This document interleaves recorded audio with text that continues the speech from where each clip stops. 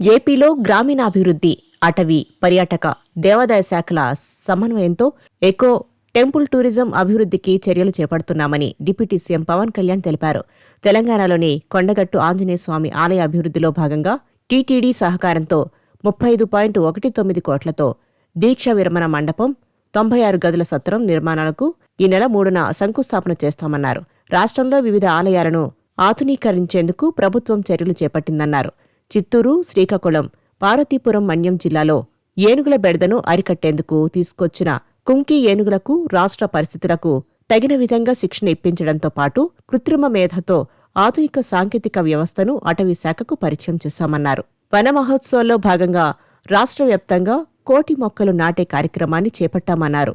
తీర ప్రాంత సంరక్షణకు గ్రేట్ గ్రీన్ వాల్ ఆఫ్ ఏపీకి శ్రీకారం చుట్టినట్టు పవన్ చెప్పారు. 33% ఉన్న గ్రీన్ కవర్ని 2047 నాటికి 50% పెంచాలని లక్ష్యంగా నిర్ణయించామన్నారు.